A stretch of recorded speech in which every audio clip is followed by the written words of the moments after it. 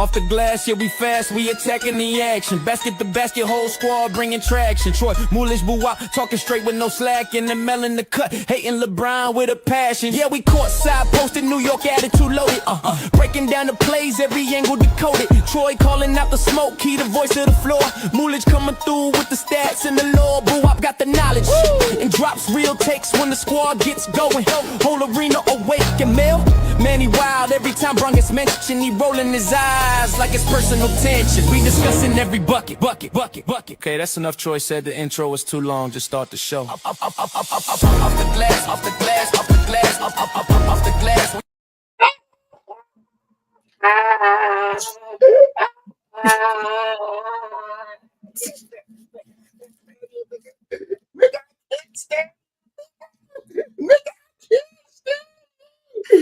I can't stand your ass, man. This nigga said, all right, that's enough. Troy said, this nigga is stupid. Oh my God, man, I can't do this shit with you. This nigga said, all right, that's enough. Oh my God. Oh my God. Oh, man, something wrong with you, bro. Hey, we are here. This is what we do. This nigga stupid. Oh my God. This nigga stupid, bro. I told you I was gonna do it. This nigga stupid. All right, that's enough. He went to Chad PT, the GPT, and said, cut the song short. Troy said it's too much. Oh my God. If you guys that jumped in here didn't watch the intro, go rewind the show. Go watch the intro, please. Oh my God. Start the show, man. Holy shit. We here. All right. You see the thumbnail, you know why we here. This is straight. I have to, and this is a me thing. I had to talk to the fellas and get the okay over the weekend to do this. Boo-Wop is here. Good job. Here we go. I had to get the okay from the fellas because, you know, there's been an attack on my guy MJ the last week and a half. Fuck Isaiah Thomas. It wasn't even Isaiah. Well, yeah, we can say fuck Isaiah Thomas. Even though I'm an Isaiah Thomas fan. Fuck Isaiah Thomas. Fuck with Isaiah Thomas. Fuck But Isaiah Rich Paul has been on one. There's another show, FML. I can't remember, some dumb shit. We're gonna get into them stupid motherfuckers here in a minute. But let's set the groundwork. Let's just set the tone for what the show is going to be. We're gonna start early, Mike. Michael Jordan tells me one day he wants to be the best player that's ever played here. And I said, well, you got to work harder than you did in high school. He said, I worked as hard as everybody else. I said, oh, excuse me. I thought you just told me you want to be the best player to ever play here. He said, I'm going to show you. Nobody will ever work as hard as I can't pick one moment. And when I think of Michael Jordan, yes, I think of the shot, but I think of 3 years of watching that youngster get better and better and better.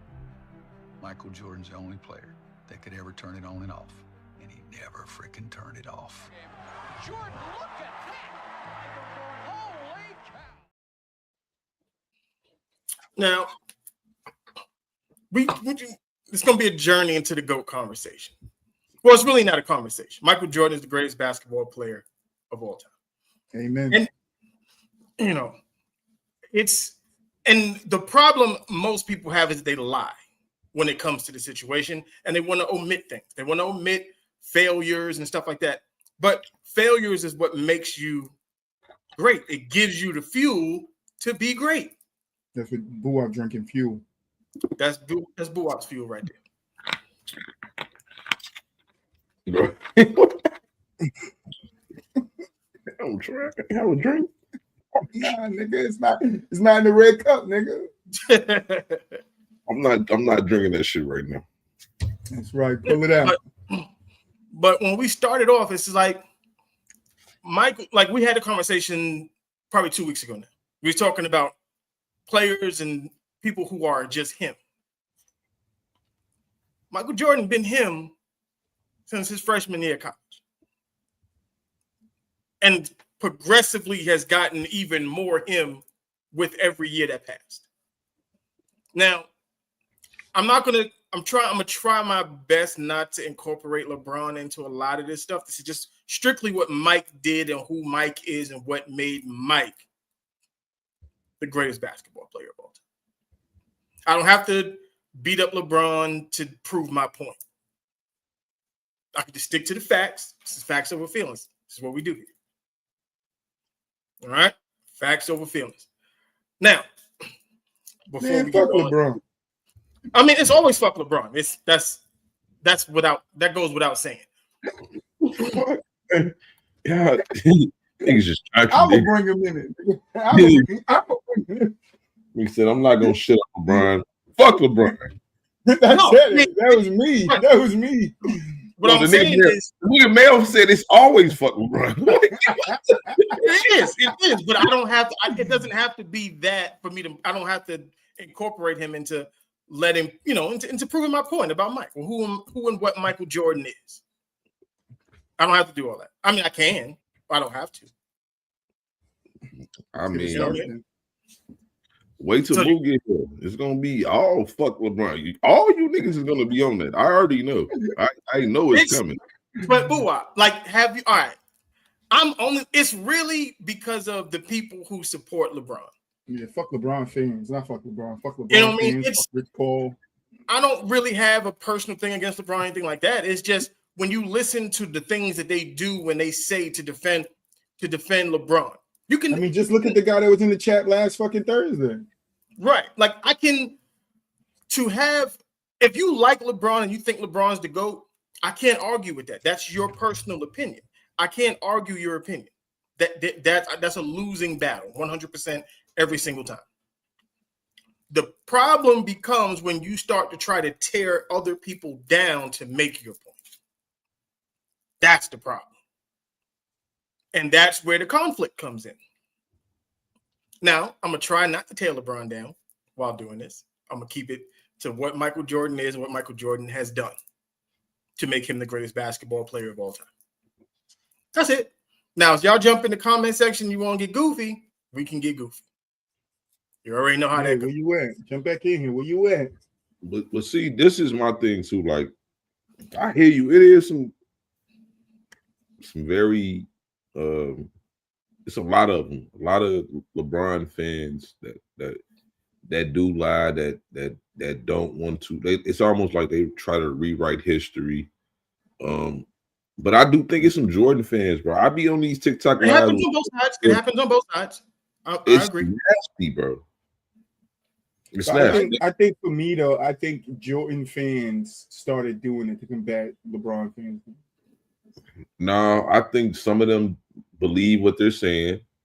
There's be a bunch of people that believe what they're saying, but I think in totality of the fans, I think people are just matching what LeBron fans are doing. That's what I see on Facebook and Facebook groups, because I'm in a lot of fucking sports Facebook groups. You know, I'm always referencing up here on what I'm saying is it gets so bad with some of the Jordan fans, you know, and I hate to even put it like that, because to me, I feel like I could be a fan of both players. I could call Jordan better than LeBron without having some type of disdain for LeBron. Like, right, and that's to me, that's the way it should be. In my eyes, it should be, if you like Jordan, you like Jordan. You don't have to put LeBron down. If you like LeBron, you can like LeBron. You don't got to put Jordan down. Shit, I'm a Larry Bird fan. You don't hear me putting LeBron down for Larry Bird. You know, but the problem with this is that both fan bases can be very, very toxic. Mm-hmm. Nobody calls it straight. And it's always talked without context. I think you can call it straight, though. That's the thing, though. No, you can, but nobody does. Right. I mean, not in those spaces. Not in those spaces. There's not many people that call it straight. I think it's not right. I would say that it's not a lot of people. That's the problem. Like, you have too many people that their bias will take over at some point, and then they're going to start stretching the truth. They're going to make it seem like it's people that say stuff like Jordan never lost, when in actuality he did lose. He just didn't lose in the final. That and stuff like that, though, that's a nasty narrative. Right. And it gets nasty because everybody wants to prove their point. You know what I mean? And then let's talk about Rich Paul right now. Rich Paul said some very crazy shit said, we'll start off with Michael Jordan benefited from the crack epidemic in the 80s. That's why. Why didn't anybody else? Why didn't anybody else benefit from the pandemic? Wasn't Charles Barkley played in that era? He's talking about played in that era. He's talking about the marketing with the sneakers, and said that basically nobody brought the Jordan sneakers because of Michael Jordan. They brought them because drug dealers and people with money, the influencers is what he called them, the original influencers, were the ones that promoted the Jordan sneakers. He said Will Smith and Martin Lawrence on their shows wearing Jordans. That's what pushed everybody else to go get Jordans. Yeah, people outside of basketball that was not watching basketball to know Jordan had his own sneaker. You see it in other places. But when we're talking strictly basketball and people that were influenced by basketball, it was Michael Jordan who influenced them. So the guys that were wearing Michael Jordan shoes and he told them not to wear shoes, those guys were influenced by the drug dealers too. But the thing about it is, Michael Jordan was Michael Jordan by 1991. He already had won 2 championships. Like they were wearing the Jordans because of Jordan. They weren't wearing the Jordans. It was 4 in the late 80s, bro. It was 4 black men that were like rock stars, bro. In the late 80s. That's Michael Jackson, Michael Jordan, Mike Tyson, and Eddie Murphy. Them 100%. 4 people were legendary people, bro. Like Jordan made Nike. Let's make no mistake about this. That's going to be the second part to that. It was like basketball in the NBA, ABA, whatever you want to call it, in those 2 separate leagues until they combined. Converse and Adidas were the shoes to wear, not Nike. Nike was a track shoe and a tennis shoe, literally a tennis shoe. Yes. Until Jordan came along. And then he said, Nike promoted him crazy and Gatorade promoted him, and that's what it was. No, he built both of those companies. They were nobodies before Jordan. Exactly. Like in the industry, nobody. But that's the dream for a company like that. If I'm Nike and I'm on the bottom cusp and these companies are above me and I want to get into the game, the way to get into the game is to go get the hottest guy wherever he is, no matter where he is in the world. Go get the hottest guy and promote him. Jordan signed with Nike though because his mom and them was smart. That was an incredible deal that they got. Yeah. And he got Charles Barkley a similar deal too. Like, but it was ahead of it's just a testament to they believed in Jordan. He knew he was gonna be that special because he could have took that upfront money and guaranteed shit like they was trying to do him, but he took the back end. And he made Charles Barkley do the same thing. Charles Barkley talked about it. Michael, he was going to take the upfront. Mike said, don't do that. This is what you do. And he said, I thank him for that because I made so much more money than I was looking to make. And so Michael changed the game in so many ways with his sneakers and how he influenced players getting shoes. We wear Kyrie's and Steph Curry's today because of a guy like Michael Jordan. And the way he changed how the business of the professional athlete is done. Mm-hmm. Like he was the first, and it's hard to beat the person who was the first. Like the way that, especially when he set so much high of a standard. Right, like Jordan, I want to be like Mike, the McDonald's commercials, the Gatorades, the Nike, all of that. Him, despite his sneakers being in Spike Lee's movies and this. Jordan was so ingrained into the culture, it was ridiculous. But about now, go ahead, boy. I was gonna say about the standard that Jordan set. Here's the thing. Jordan changed the standard. I don't know if it was ever official standard, but Jordan became the standard. He became the standard. He became the standard. Now, what LeBron fans will argue is that LeBron's changing the standard. If that's the case, I would ask. Okay, see, this is okay. We're gonna go with. So somehow it was going to weave its way in here. But what is okay? if LeBron fans say that what is the standard then? Is the standard longevity and stats? No. So this is what their argument is. So they feel like Jordan was essentially called the GOAT with 3 rings. Mm-hmm. When he did the 3-peat, that's when they coined him as the GOAT. Right. So they're saying, what's crazy for them to call Bron the GOAT after 3 rings? Because if they called Jordan the GOAT after 3 rings, that's a 3-peat, by the way. Bron's never done that. But then he left, came back, and won 3 more. So now he's building on top of what he already set. Right. I get what you're saying. I hear what you're saying. I'm telling you how they arguing it. Now, again, but I don't think even in that argument that why can't LeBron be the GOAT after 3 rings? I think the tale of the players are different. Like LeBron coming into the league and Jordan coming in the league and what those two have done for the league is totally different.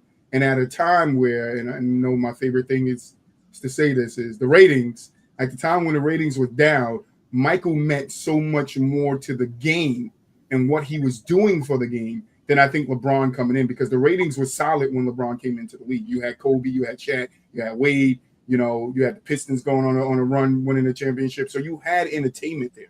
Like you had a guy that was running the league, in Kobe Bryant or Shaq, whoever you want to say, because Kobe was Batman. When Jordan came in, who was really running the league? All the guys who was running the league was on their last leg. No, Magic and Larry. Magic. They was on their last leg. 84? No, they were the prime on their, right. So what I mean by last leg is they don't have too much more time to be at the top, right? So even though it's still 6, right? That was year 4, right? But so when Larry fell off because of back injuries, what year? You don't know that then. You don't know that, right? So but this is what I'm saying. When Mike came in, those guys were right. They were there. It was their league.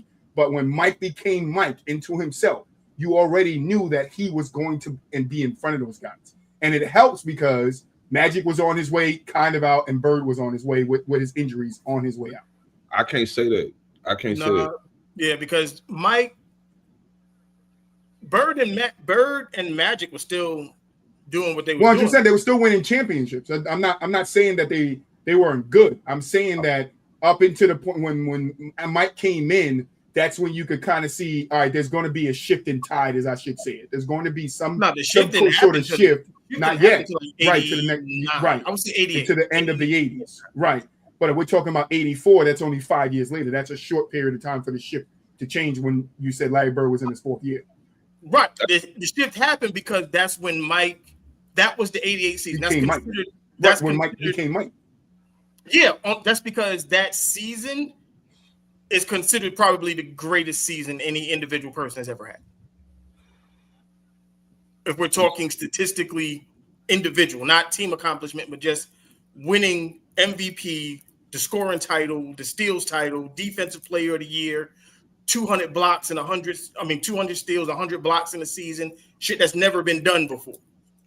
All right, so I'll rephrase it. So Mike came into the league with 2 guys that were running the league, right? And then became more important than those guys before they were out of the league. When Bron came into the league, I don't think Bron was more important than Kobe to basketball. Time out. Wait a minute. He became more important than them guys winning. The basketball. Like what he meant to basketball. So by 88, Bird was dealing with so many injuries. Magic was still Magic, but Bird was on his way out, which that's what I meant by gives Jordan the room to push himself up a little faster because these guys are coming down towards the end of the 80s, right? Well, you still had Isaiah. You still had.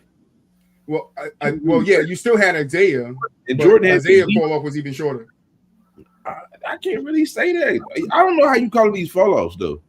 I'm talking about the end of the careers. I'm not talking about like a total drop off and not scoring points, right? I'm talking about where we understand that these guys aren't going to be the same, right? Well, Magic was going to the finals up until 91.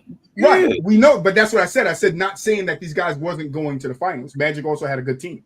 Jordan, I'm right. He was still a good player, though. He was second to MVP. 100%. But I'm not saying that he wasn't a good player. That's not what I'm saying. I think Larry Bird was still a good player dealing with all his back injury. But he was more done than Magic. Right. Yeah. Right. So what I'm saying in that time, it kind of, because Larry and Magic was A1, 1A, 1B. When 1B slides, you get space for another guy like Jordan. If nobody's doing it, then Magic stays there, right? Until somebody else comes along and takes over. That's Maybe when it's Isaiah. Hakeem, That's what happened with the ascension of Isaiah. but Thomas. I don't even think Isaiah Thomas took over. I think it was still Jordan, even when he wasn't winning. I think people knew who the best player in the league was, and it was Jordan. And those talks was even around when Bird and Magic were still playing and still winning championships. But that was year 5 for Jordan. And what I'm saying is that the talks for LeBron became the same thing year 5. You can even argue for Kobe Bryant. Like around year 5, year 6 is when they started saying, is he the best player in the world? Right. True. Right. It happens. That's typical timeline. And then But the thing, who was the face of the league when Kobe took over? Were we saying still Jordan? no, When Kobe took over, no, Jordan wasn't the face of the league. because Jordan was gone. Jordan wasn't even in the league. Jordan? The league was kind of up for grabs. It was kind of because it was up for grabs because you had Shaq, Tim Duncan, P3. you had. I got that ready to go too. I got it. We was working our way there. We was working our way there. Matter of fact, listen, since you brought it up, we can go. Bring it up. We can go there. And Bob Knight had a tremendous eye for scouting talent. It was Bob Knight in 1984 who identified Michael Jordan as one of the greatest basketball talents, I think actually the greatest basketball talent he had ever seen. And this is Jordan before he had played with the Chicago Bulls. The kid is just an absolutely great kid. If I were going to pick the 3 or 4 best athletes I've ever seen play basketball, he'd be one of them. I think he's the best athlete I've ever seen play basketball, bar none. If I were going to pick people with the best ability I'd ever seen play the game, he'd be one of them. If I were going to pick the best competitors that I'd ever seen play, he'd be one of them. So in the categories of competitiveness, ability, skill, and then athletic ability, he's the best athlete, he's one of the best competitors, he's one of the most skilled players. And that, to me, makes him the best basketball player that I've ever seen play. Hello, George from Somerset? Yeah. You're not muted now. I mean, I've seen this video. I didn't share the conversation with us, man. I've seen that mix before, and like I said, I think we understand what Jordan's greatness was, and I think that's why he was able to put himself in the names of a Magic and Bird so early in his career when he wasn't winning and they were still winning champions, because of his skill and what scouts and people that know basketball seen from this young guy. We talked last week about him getting cut from his 10th grade team. It was fuel. You know, everything somebody said against him was fuel. We don't see that many players, maybe Kobe Bryant, that actually takes that type of anything as fuel to show you what it was. I just watched the thing when Kobe said he had to get away from Shaq because they were already saying, hey, you won your first 3 with Shaq. He said, imagine if I finished my career and I didn't win no more. And those were the only 3 I had with Shaq. What would they be saying about me now? And I think Jordan understands that early, right? I have to get out here and I have to leave a mark on this game because I'm following the greats like Bird, Bird and Magic. And you could see it in his game that when he came to the NBA, he was ready for it. And I think you could tell that he was the best player on the court and the best player, even not on the court, the best player in the NBA. And that's why it goes back to my point of him pushing his way to being the man of the NBA. And it was his game that showed it. It was the aura around Michael that did that. And I don't know if you guys, you might correct me if I'm wrong. I don't know if LeBron had that type of aura coming into it. I mean, I'm not gonna say he had that same aura. I don't think he ever had that type of MJ aura, to be honest. And of course, I don't think he truly had the same Kobe aura. Like, I don't think people I agree there. Feel the same way, like the players mostly. I'm only judging this off of the players because they the ones that play against these dudes. They don't say the same things they say about Kobe or Jordan. So, like, as far as that aura, they created it. But with Jordan, I would say the difference being Jordan was not expected to be what LeBron was expected to be. I'm gonna say that. Even though you got that clip from Bob Knight saying that, And he was serious. Like, he was dead ass, as you can tell. Like, he was dead serious about how he felt about Jordan. Nobody believed that that type of player still would be what Jordan became. Jordan made it possible for LeBron to have these type of expectations, though, because of a player. Same thing with a Kobe. They was calling Kobe the next Jordan. It's Jordan made it this way and made people take chances on players that played from the perimeter over the bigs. So again, it's different for Jordan. Like he created this aura like nobody else did. Like nobody had that type of aura, bro. Yeah, but the thing, okay, let's get nasty real quick.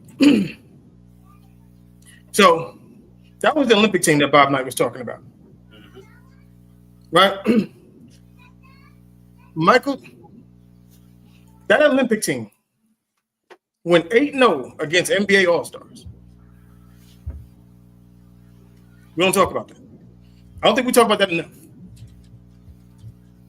That, and mind you, Jordan and that team, that was the last group of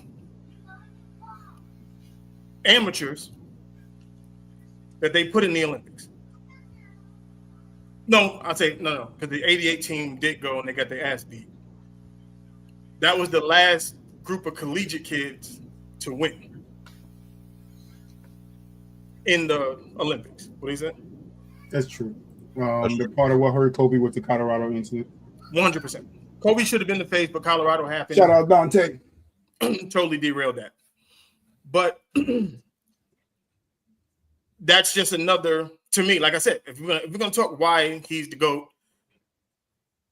beating professionals as a collegiate athlete in the Olympics and is undefeated in the Olympics.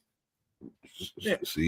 See that right there, that Olympic stuff, I don't put in the debate because it ain't even that. It's like you using stuff like, to me, I'm not gonna never use Kareem's college achievements in no debate. Well, see, if you're gonna if this is the problem with LeBron fans, because then they'll tell me, oh, well, LeBron built the school and you're gonna bring dumb shit up. So then we're gonna at least I'm bringing up basketball. Yeah, I hear you, but I'm not going. Yeah, that's weird. The school, like, to me, that's the Allen Iverson thing that people do for me. That when they get to talking about AI, and I love AI, he's one of my favorite players ever. Shout out Victor. It's people that get to bringing up AI, and then it become more stories about the off the court shit versus what he actually did on the court.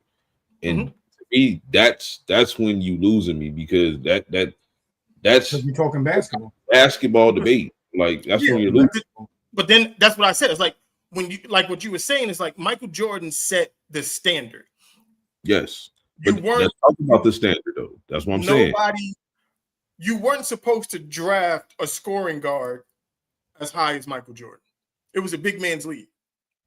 Agreed. That's why Bob Knight said, when Portland was like, yo, we already got a shooting guard. We don't need that. We need a center. And he said, well, then plays as that center. That's how good he was. Like, when people talk about Jordan didn't come into the league with expectations, that's a lie. It's a lie. I'm saying, like, I think LeBron's was more, to me, a little bit more. Do you think that's equated to him being a phenomenon, like his body type and yeah, like it's the high school stuff, the stuff he was doing. It's because, like, so then why? See, you just said not to bring up college shit for Kareem, but you can bring up high school shit for LeBron. I'm not bringing up his college shit. I mean, his high school shit. As but like, that's the hype. But you're adding it to the hype. So wouldn't Jordan's college stuff be part of his hype? No, I'm saying no. Like, not part of his GOAT case hype. No, I'm saying part of, if you want to say part of his hype coming into the league, then yeah, for sure. I can go there with you. But that's what I'm saying. With the I said Jordan came in with expectations. If you got people like Bob Knight and them saying that this is the greatest basketball player I've ever seen, and you should draft him over a center in a big man's league, that's a lot of fucking hype. I understand that, but I'm still saying he had hype. And you're right. At that time, they was not drafting two guards that high. I agree. But what I'm also saying is that I'm not saying he didn't have expectations. Obviously, when he was drafted that high, there was going to be some expectations because the year before, Clyde Drexler was drafted and he was viewed as the best two guard, I think, in that draft. And he was drafted, if I'm not mistaken, like 13th or 14th in the draft. So what I'm saying is, and he was honestly, I think a lot of people forget this. Clyde was a point guard. They moved him to two guard. Okay. Either way, I'm saying this. Jordan had expectations, obviously. And then he came to a town like Chicago, one of the, popular cities still. Even at that time, it wasn't what Jordan made it be part of what It's a big city. It's a big city. It's still a big city. I'm saying he definitely had expectations, but LeBron, to me, he was just more, the spotlight was on him. It was just more like Jordan made his aura. That's what I'm saying. Like LeBron had it since he was in high school. Jordan made that aura. Like Jordan, the shot is when they started talking about him, obviously. But even coming into the league, it just wasn't that type of coverage at the time. I don't know. There was a lot of, if I'm not mistaken, there was a lot of coverage on why he failed and didn't go number one. No, it was just nigga. That's like he was. Yeah, we understand who got drafted before him, but even the Sam Bowie, it was the Portland. We know what happened in that situation, but but there was still a lot of murmurs of how Jordan could fall to three when he was that good. Yeah, but because Hakeem Olajuwon was that good, and I said, we can understand. We can understand why Hakeem goes, but can we justify why Sam Bowie goes?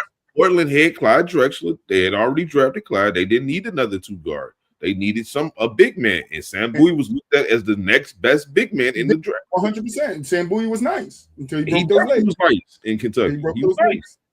Right. He broke those legs. Now he out on the horse farm. All right. Listen, I keep up with Sam Bowie. All right. But it was unfortunate. I'm just still saying, like, you can't. It was a smart.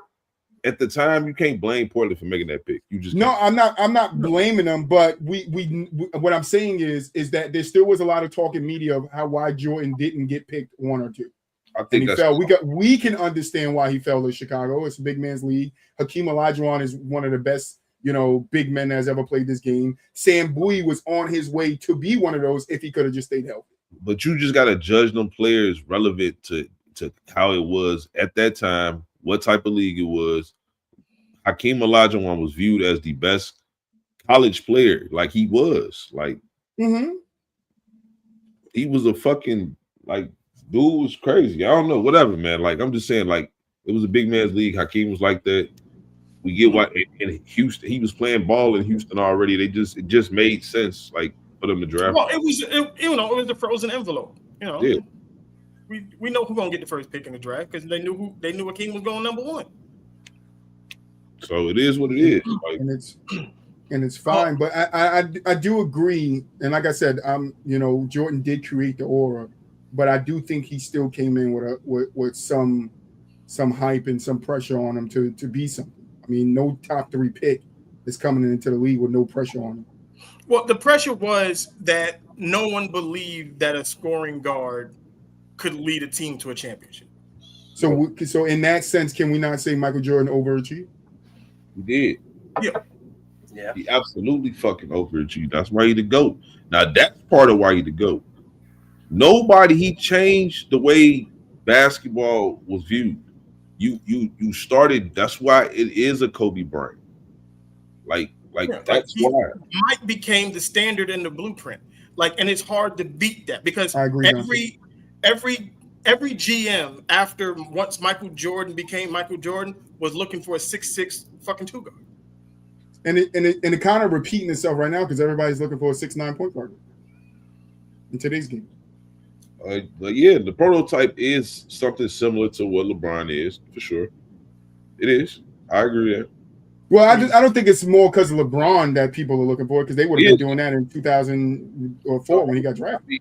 I mean, it slowly became that though, because LeBron was drafted in a weird era. He was drafted in the two. Yeah, but I mean, in LeBron's first 10 years, there were still guys that were point guards. Drew Holiday, Jeff Teague, Mike Conley were still short. They weren't 6'9". I'm saying the game now today, people are looking for 6'9" point guards, and that's because of LeBron. I don't think so, because I think that would have been happened. We would have been seeing them move bigger guys to the point. Well, the thing about this is why I'm gonna get nasty. This is exactly what I'm gonna get. This is why I was gonna try not to do it. LeBron's not a mold though. No, I'm not saying he's a Magic mold, Jordan mold. If we're gonna say LeBron is more he's Scottie Pippen on steroids. But those players are mostly, it's still the small forward position, just like based off the history of the position. The history of the position suggests that you're a player that can do a little bit of everything. Like history says that. Yeah.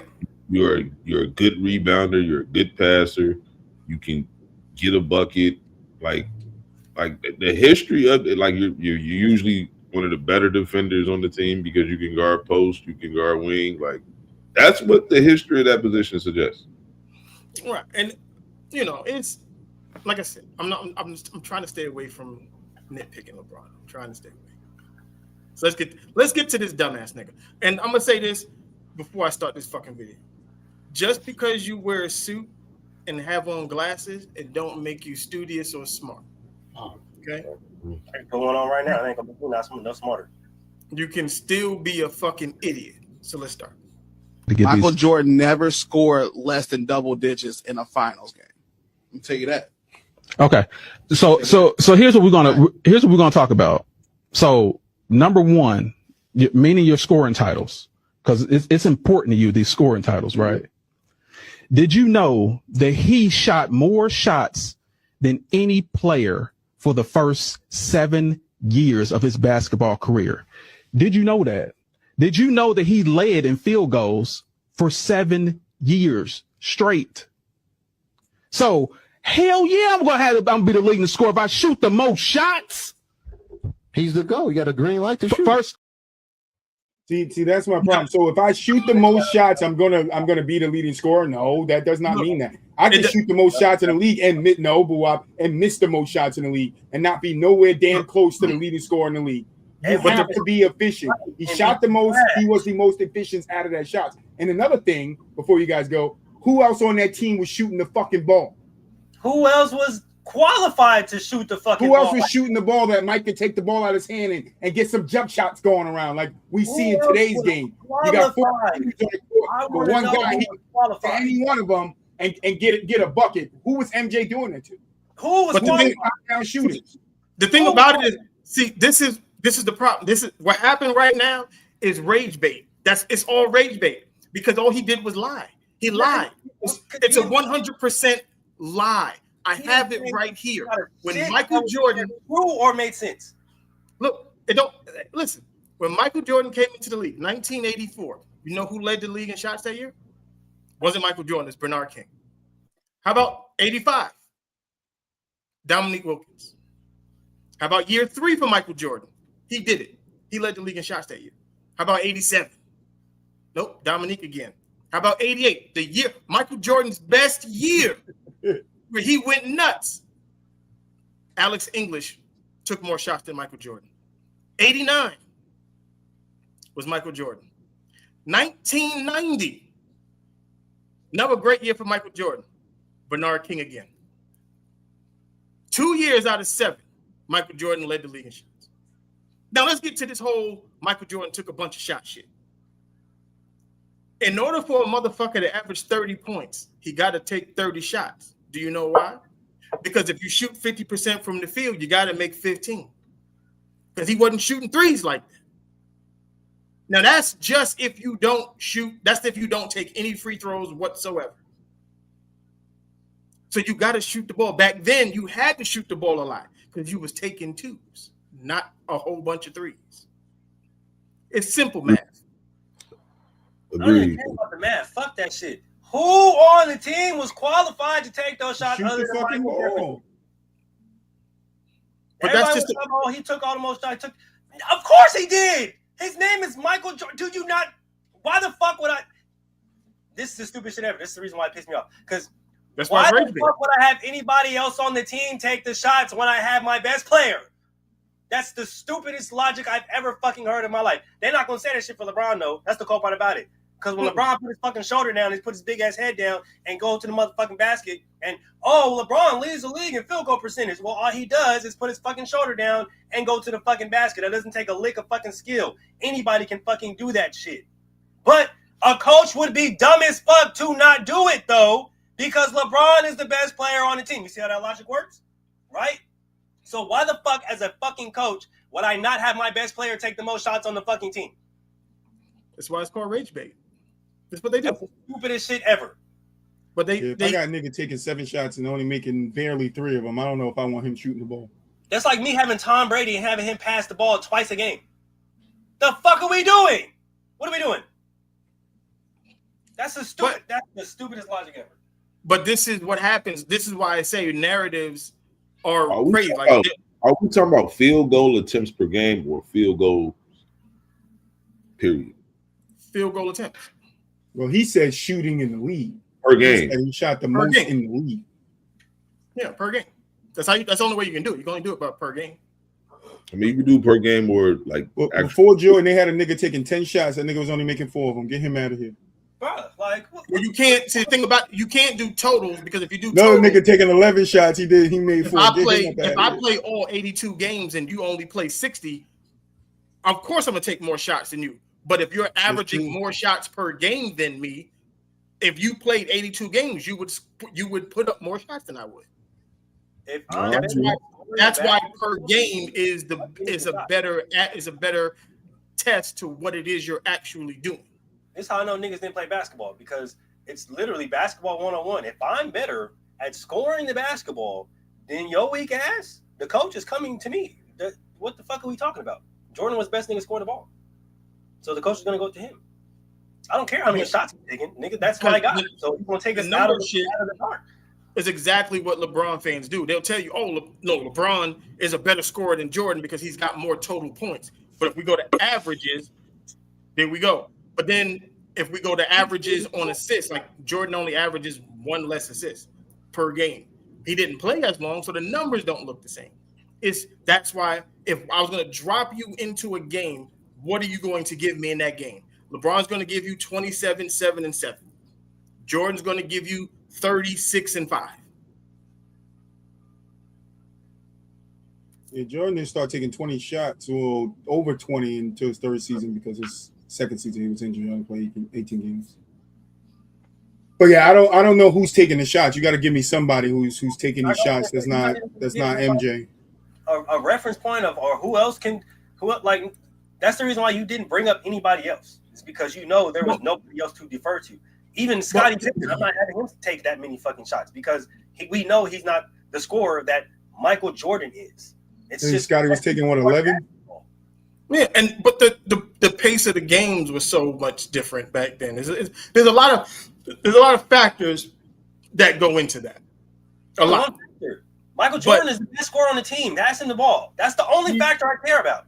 He's the best scorer to ever touch a basketball. Like that's just. But just speaking at the time, and thank you for that point, because Isaiah Thomas, you a bitch ass fucking liar, by the way, talking about Jordan don't have no fucking accolades or don't have no records. He's literally holds the record for most points per game. So yeah, shut your bitch ass up. But that's the point though. Like, that's the main point, right? The nigga is the best scorer on the team. Like outside of him being the best scorer of history, right? In his first 7 years. That's what they said. In his first 7 years, he took the most shots, which is a fucking lie because Mel just said that, right? He's the best fucking player on the team. Why would I not? I mean, if wait, so let's equate it to today's game, right? Steph Curry, does he take the most shots on his team? Yeah, man. I mean, KD, when he wasn't with Steph Curry, does he take the most shots on his team? It's part of the reason why he left OKC. Let's go even lower on this. Let's go lower. What about LaMelo Ball? Does he take the most shots on his team? bro, they just say all type of different shit, bro. Every star player or superstar player, whatever you want to call him, of the team gets the ball the most. Donovan Mitchell, does he not take the most shots on his team? Yeah, I mean, but the thing about it is that's why I said like when they're having the conversations, it's to downgrade the other one. Like if you want to make the point about LeBron and his points and that's cool. You can do that. You don't gotta say, well, he did it in 5,000 less shots than Michael Jordan. Well, he shot 6,000 more threes and played 6 more years. Like you gotta have a balance. Like you can't just you don't even have to have a balance. You just need to know how fucking math works. That's just like fucking easy math. It's an explanation for why LeBron shot less field goals to get to his points. It's an explanation. He shot threes. Jordan didn't. Like it's simple. Like it's not that deep. But they don't look at that part of it. They're like, oh, he shot. Look how many less shots he took. But look how many more threes he took. Like then if I say, well, Jordan still did it in less games. I want to say Jordan. I want to say Jordan only have like 600, 800 points in threes. Like I'm serious. Yeah, it's 600. I think he only took like 1,000 threes his entire career, and he made I think 600 of them or some shit like that. Well, he didn't take threes because what he said, he didn't want it to take away from his game. His game was getting to the basket, Jordan the foul, dunking on niggas, sticking his tongue out. A lot of threes, bro. Like that's just the reality, bro. Like so, it's easy math. That's typically how this shit boils down, bro. It's like easy math. Why he was what he was, bro. Like I personally don't like a lot of the arguments, bro. Like it's just the competition argument is just so terrible. Oh, yeah. Let's talk about that because that was gonna be the next video. Drop. The conversation then it turns into, well, Jordan didn't play the same type of competition as LeBron did. Of course he did. He played niggas in the 90s. He played niggas in the 2010s and Jordan played the competition to his era. That's what it was. When all the other guys, the non-competition that Jordan was playing, when those guys was out there busting other teams' asses, we wasn't saying that it was no competition. All right. When Hakeem Olajuwon was doing his shit and fucking what was his Dominique Wilkins? What was the year him and Bird went off in the playoffs and he dropped 44? But it's the thing about it is like you can only play who's in front of you, and and how good it was talented people's in everybody's era, but the success you had was determined on how good the other players in the league were, and there were other players that was good. So okay, now it goes to how good are those teams that those other players are on. Not every good player back in the day had a good team. Not every team knows how to build a team. I think Paul George just said this about the Pacers. He said the Pacers don't want to win. Right, part of the reason why he left, they don't want to win, but they want to be competitive. They want to be competitive. So George Paul is telling us about the Pacers in what 2010. What do you think it was for teams back in the 90s? Some of them just wanted to be competitive. Some of them just wanted to win. Oh no, that Pacer team in the 90s was like that. No, I said in the 2010s. Oh, well, no, they were good. Paul George saying that this is what he felt. That the team that they wanted to just be competitive, but they weren't looking to win a championship. That's his perspective of being there. So if that's the case, which we know are true because we talked about this before, some teams don't have the aspiration to win a championship. Some teams just want to stay afloat. Some teams just want to be on the bottom. That's just the way it is. Not every team is building their team to get up there. So when we look at eras, right, we look at the greatest players of those eras. We have to look at the teams they're on and who's on the team and how that stacks up against the top tier teams in the league. Not everybody is going to be able to live up to that standard that what Michael was doing with the Bulls or what the Bulls was doing to the league. But if we look before Michael and them took over, Isaiah Thomas and them did it for 2 years. They went back and won championships for 2 years. But that's what I was going to get to when they said they didn't have any competition. It was like the Pistons, when the Bulls finally beat the Pistons were coming off back-to-back championships. They had considered you would consider they probably had the best backcourt in the NBA with Isaiah Thomas and Joe Dumars. The Sonics back in that time, if I'm not mistaken, was a killer of a team too. I'm gonna get to the Sonics too. Yep. Then Dennis Rodman run DPOY that year. Like, so when the Bulls, because they want to say, oh well, the Pistons weren't good. Like, no, they had 3 All-Stars in the DPOY and coming up back-to-back championships. That sounds like a pretty good but they say they're not good because they lose, and it's only you're not good when you lose, but when you're winning, you're good. No, when somebody beats you, you just got beat by the better team, and that's all it is. That's all it is. Unless it's injuries. Listen, nobody has a greater run to their first ring than Michael fucking Jordan. 100%. Nobody. He took down his nemesis. Losing, and then beat everybody that was beating him. Listen, he took down his nemesis like the Pistons was a fucking thorn in the man's side. He took him down. He didn't just take him down. He took him out. Boys. Out. Get out of here. They was so salty. Them people got up in the middle of the fucking game and left. What's the ball-headed guy? Sally? Yeah. Joe Dumars. Shout out to Joe Dumars. Is the only one that was a real G. So Sally just said that the reason why they did that was because it's the way the torch was handed to them. Because the Celtics allegedly did that to them. Yeah, allegedly. Because they did it to them, they said, hey, they had a talk between the team, and they said, hey, if they beat us, let's just give them the torch the same way we got. That's the stupidest shit. Then that's a conversation. Thank you. I'm with you, Mulich. I'm with you. But that's a conversation they should have had with the goddamn Bulls. And that's why they never got back.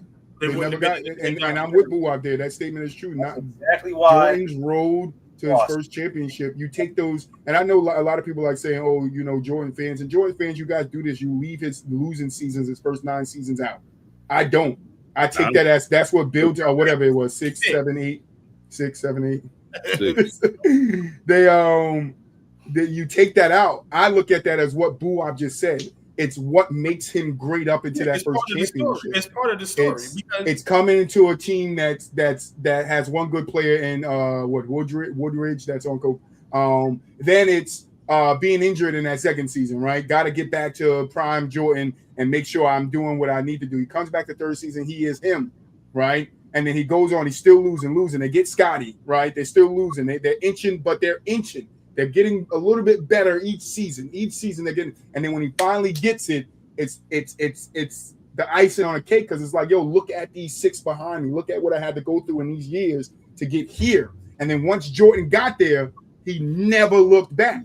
It wasn't a point, and I think anybody's mind in the NBA that when, besides Charles Barkley in the first game or the first 3 games, that if they met up with the Bulls, maybe the Rockets in the finals, that they will win.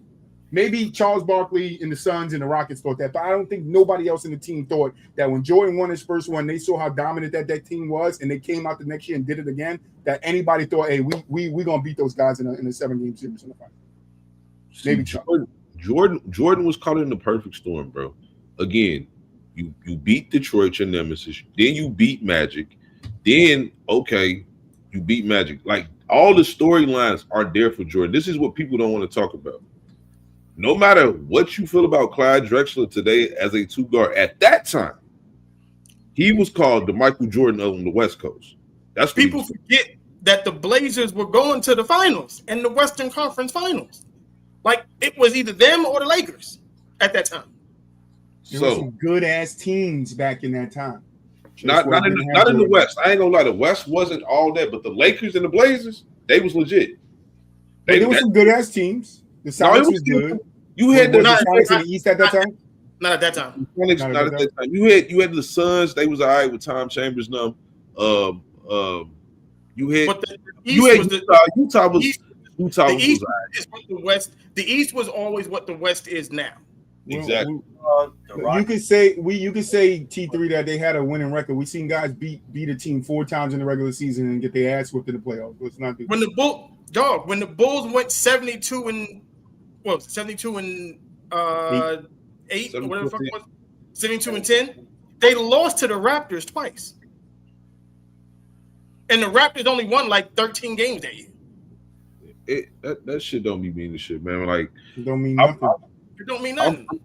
I mean, is it could you use it as a measuring stick? Sure, but like when the playoffs start, bro. That shit, that's a 0-0.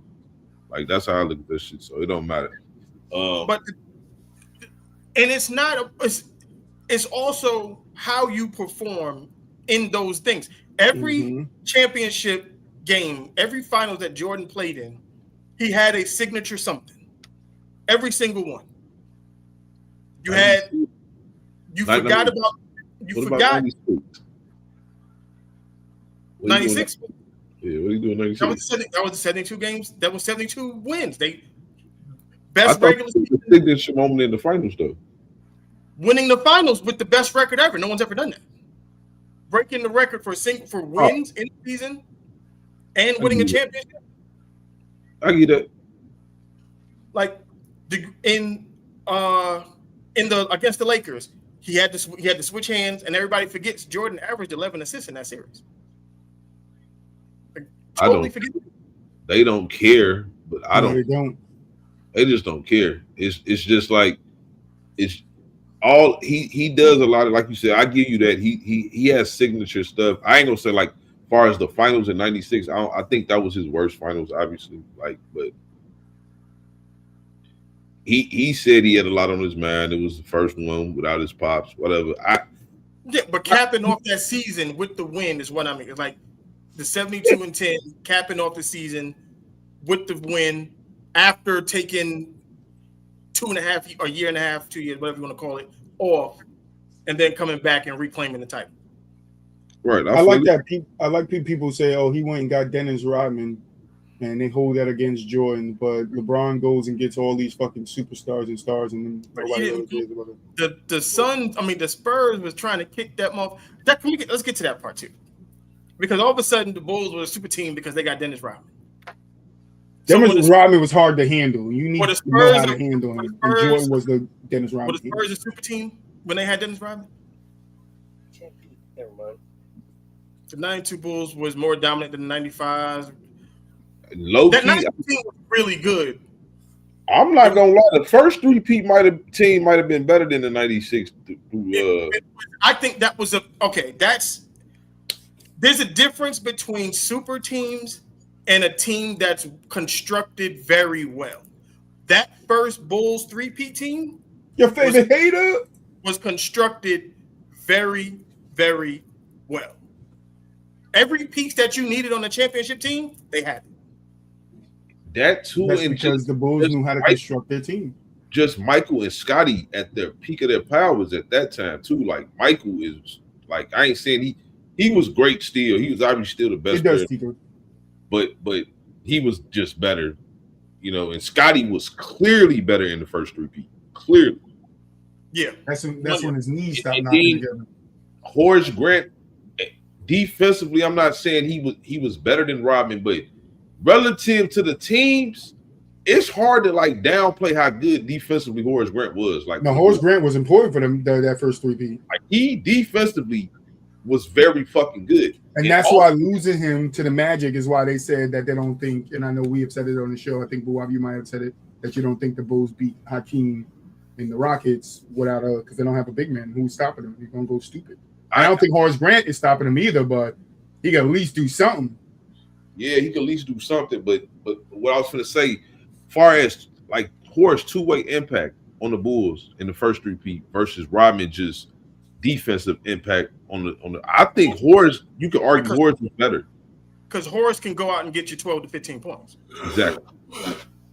So you can argue. That's why I say, like, I think the first three-peat team was better.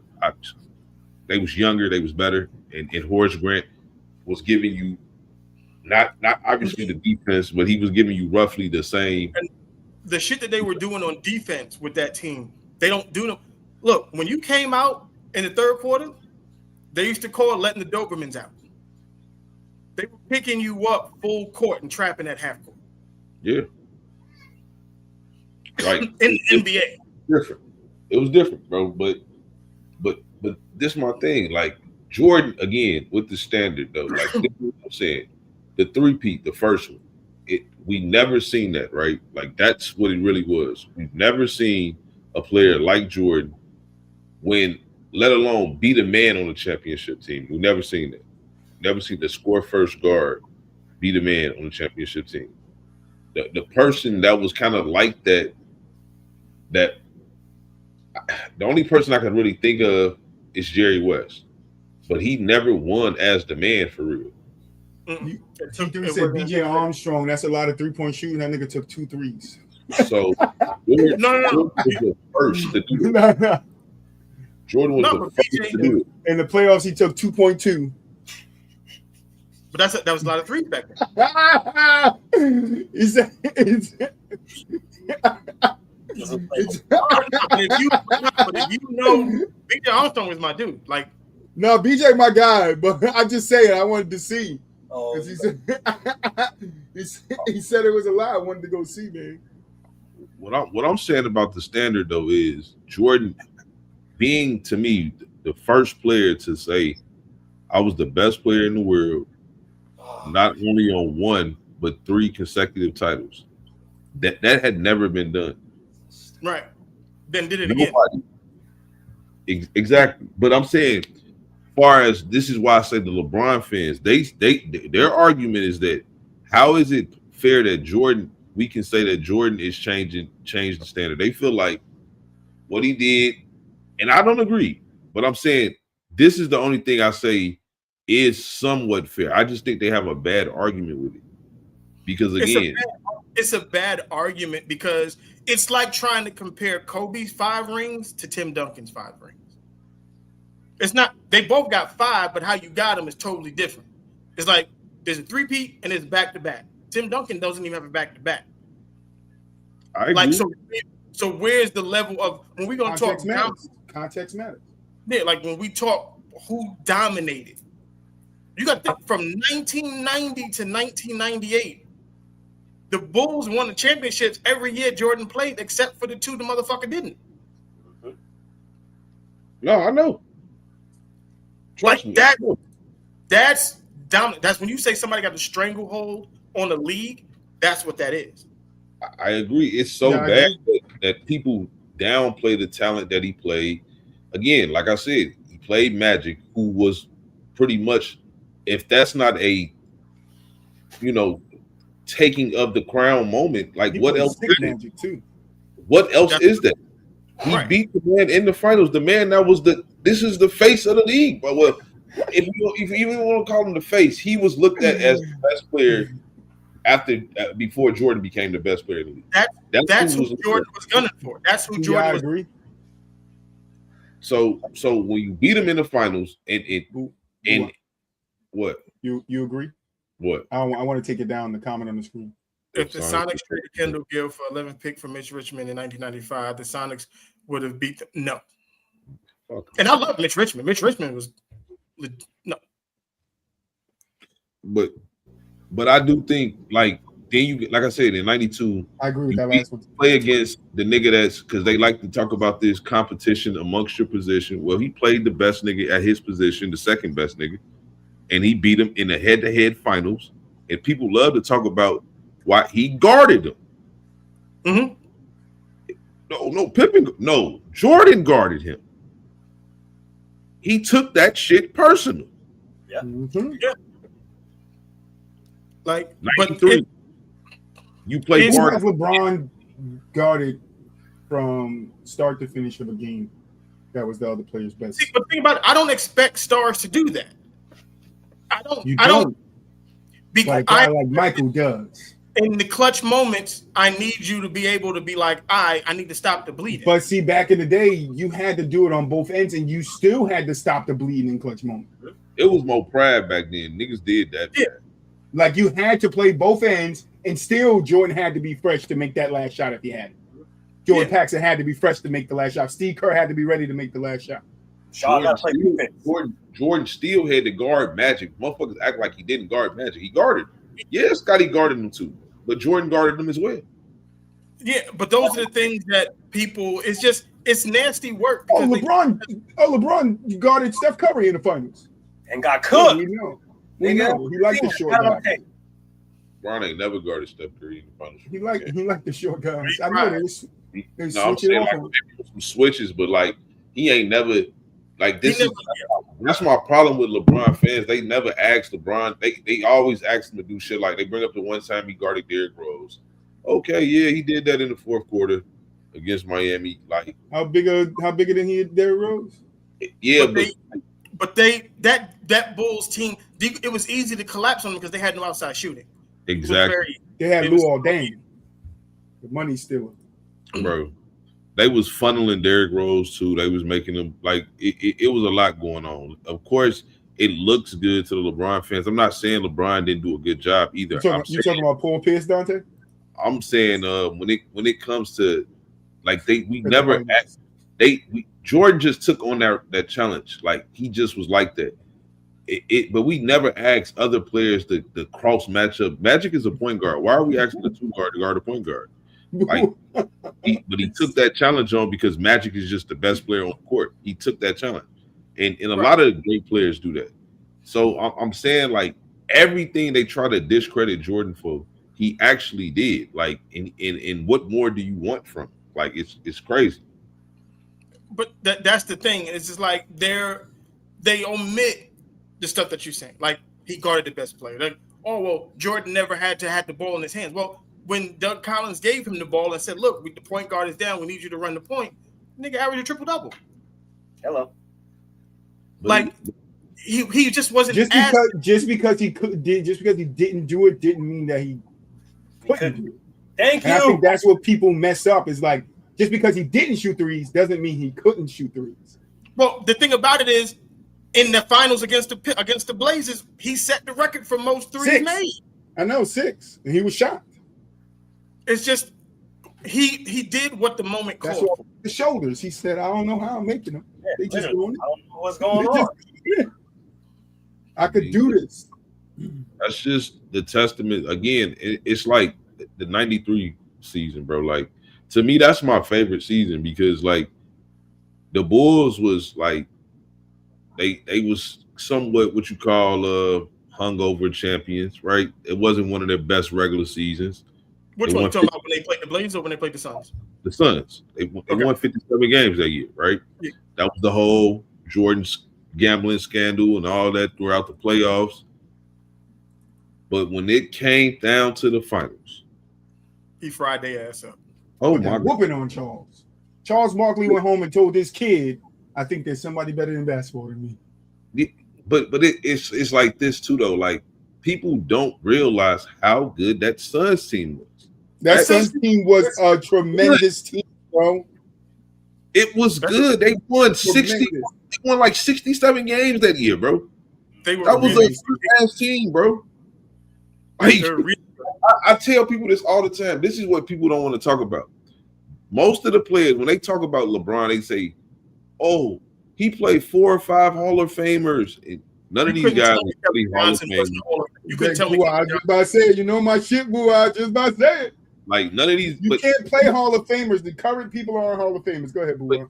But no, my thing is, even if they're potential Hall of Famers, or my thing is, he don't be playing these players at the peak of their powers. Like, he's not playing a peak Tim Duncan.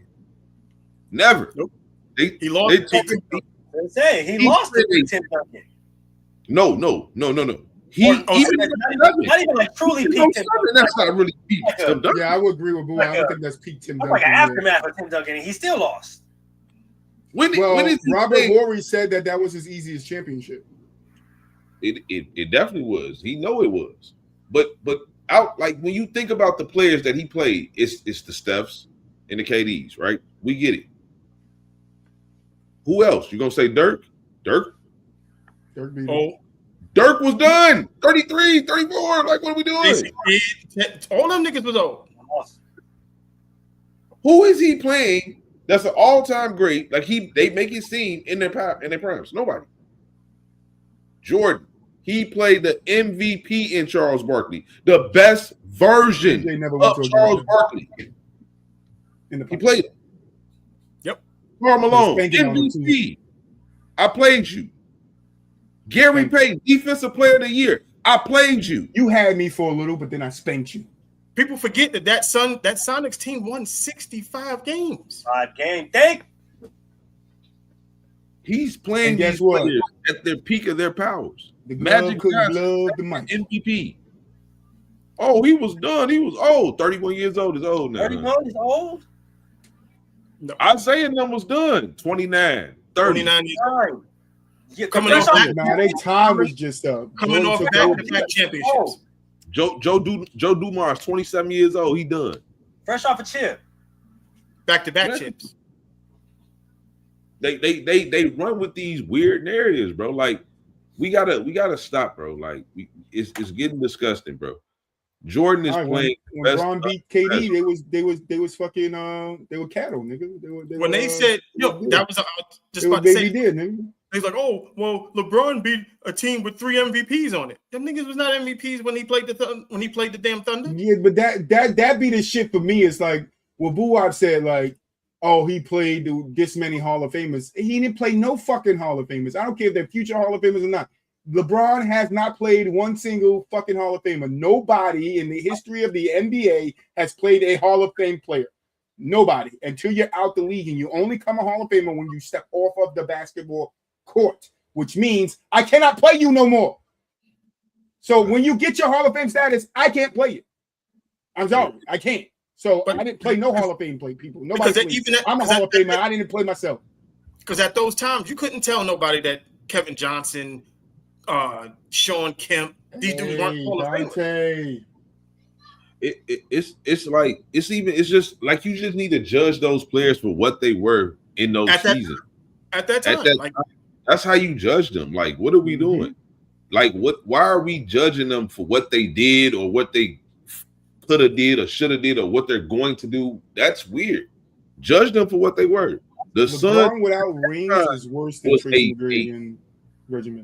It's like people don't understand. Jordan had to average 41 points a game. He had to. Shit, he averaged 45 in that series, didn't he? Didn't he average 45 in that series? With a capital H, boy. It was 41. He averaged, I think he averaged 45 Miami or some shit like that. With a capital H, boy. Like bro, that's how tight them games was. The Suns were scoring like 120 points a game. Yeah. Running up and down. Like they were flying up and down that guy. What was it, 7 seconds or less, right? 6 seconds or less, something like that? Bro. That's D'Antonio. But yeah, it was basically do you know how much pressure on the nigga to have to average 41? You just got to. You got to. You just got to win. Just to win the series. You got to. Yeah. Yeah. That is insane. Like that's why that's my favorite season. Like the man had to. It's crazy. Until LeBron is two miracle shots, one pandemic. Even though 93 my favorite, but 98 might be right there too though. 98 was just 98. 98 is definitely second because they was on their last. That was still the oldest team. When I say last leg, you know, like that team was old as shit, and that team was the oldest. Like it was probably the outcome. Oldest. I'm mistaken. He said, "Okay, I'll be serious. LeBron is at tops of the table with Shaq. It's 98.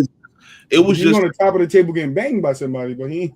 It's the fact that they was able to still be that good without Scotty. Oh, okay, I get what he's saying. This was a head case. Jordan had to leave and go get him. He was fucking wrestling, doing all type of shit. Like he was doing a lot of shit going on. There was a lot of shit going on. Jordan rallied the troops. Everybody like it's just in that season was the epitome of his leadership. Even though people, he's a tyrant. No, he rallied the troops, man. Scotty's killing right now. He mad at. Do y'all guys think the Bulls would have beat the Spurs in '99? Yep. In '99, that with the same team. Yeah. Then Tim Duncan only got what, 4? They only problem bubble tournament. That's gonna be their only problem. Shaq and Kobe. Yeah. And yeah, 92. Yeah. Because nobody got nobody to stop Shaq. That's their only problem. Shaq and Kobe. They gonna beat I think they beat the Spurs. And now if they got Rodman, I see Rodman definitely doing his tactics. I don't know if they work, but talking gay to Shaq, tell him he want to kiss his lips like he did. What was that, Karl Malone or some shit? He gonna be out there saying some crazy shit to Shaq. I just think that Lakers team, the others, better than the Bulls others. Yeah, they was, and then it's just like because you got the Bulls had no answer for at that time. I think Shaq gonna be better than Jordan. I just think so. Yeah, well, Shaq was that's big Shaq. Yeah, he just gonna be better. That's throw the ball down, rip the rim down. Y'all mean get out my way, Shaq. But then Jordan is still at best, second best. Then you got Kobe, and Pippen probably slides to maybe 4 or 5. Exactly, because I'm thinking Glenn Rice might be better. Yeah, like Scotty drops down because his back and shit. We should do a list of players that are better than Scottie Pippen, like Kenyon did. We can do it. The man ain't the same after 96. He really ain't. He just really ain't. I personally, I don't know, bro, but 96 or no. Yeah, I would say no. That 2000 Laker team was nice. I was gonna say that 2000 Laker disgusting. I mean, it's close because Penny yeah. No, I'm saying it's close. You mean the 95? Is he talking about the 95 Orlando team? Because they was better than. He probably means 95. Yeah, the 95 team, bro. That's a King. Welcome to the chat. Well, how we hating on Pippen? We're not hating on Pippen. We gave Pippen his props early in that's the greatest role player ever, bro. Top Batman, #1. Ain't nobody touching him. The greatest Robin ever, the greatest role player ever, man. 100%. Yeah, nobody's better than him, except for who might be better than him, and it's gonna be nasty. Bill Russell. Shout out to Bill Russell. He might be the greatest role player ever too. Yeah, Bill Russell. Yeah, no, I wouldn't argue with that.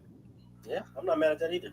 Wasn't the best player on this That's team. what I kept trying to tell everybody. I said what makes Michael Jordan is he was the dominance of the Lakers, of the Celtics with Bill Russell and the rings. But the scoring dominance that Wilt had with the Lakers, that's Jordan. You had to squeeze them two niggas together to make one person. As dominant as a scorer Wilt was, that was Jordan. He said Pippen was on Dream Team 1. He can't be a role player. That's not true. Still be a role Christian player. Laettner was on Dream Team 1. What the fuck is that mean? Okay, John Stockton was on that motherfucker. He a role player. Shit. Don't do that. I'm dead ass serious. He said John Stocks was up there, nigga. He was a role player.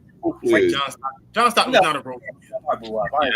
The fuck he was.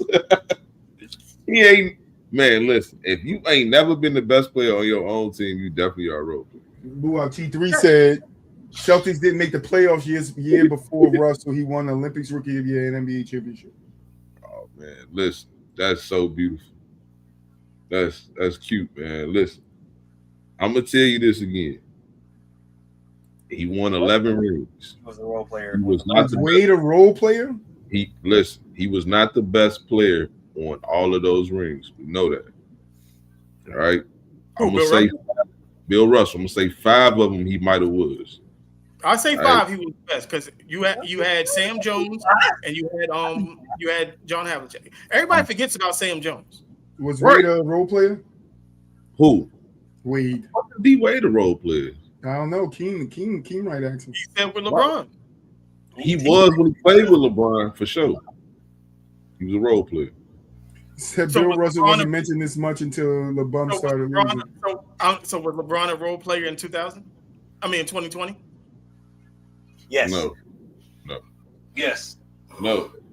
The best player on that team was Anthony Davis. Sure was. But I'm not saying that though. Like, listen to what I'm saying. Outcome, whose fault is that? You say it was 8 teams, like somebody controlled that outside of whoever was running the NBA. But that's a part of why Bill Russell was a role player, because he had all the better players on his team anyway. But it's okay. What I'm saying with LeBron, as far as the AD situation, no, because LeBron and the AD was like 1A, 1B. We know that. I can argue this is part of when people say LeBron James was the best player on 4 titles teams. I don't say 4, I say 3. I can't say he was definitively the best player. That's the difference with him and Jordan right there. Because there was never a time you thought that another nigga was just as good as Jordan on any of his championship teams, even though people try to say that weird shit, but they know realistically, no. You never thought. No. When you're 1A, 1B, no. Now, Kobe was somewhat of a role player that first time. The first championship, Kobe was a role player. But it's kind of nasty to say. Not. It's kind of nasty to say that Kobe was a role player even on that title because so many key things happened. They don't get to the fucking finals without Kobe Bryant. So what would you call him, T3? Because Kobe he was good, but he didn't become Kobe until that second championship. I agree. Like he became a top 5 player in that second title. But what I'm saying is this: if you tell me somebody was second team All NBA, first team All Defensive, I'm gonna tell you that's a top 10 player. That's what I'm gonna tell you. So then Scotty can't be a role player then. Who? Scotty. Why he can't? Because you just said Scottie Pippen was second team All NBA and first team All Defense. Yeah, but I'm saying, listen, far as relevant to Kobe would have been viewed as a role player if he don't win the rings by himself. That's what I'm saying. Like he would have. That's all what things. He would have went down as a Robin. He had to go prove that.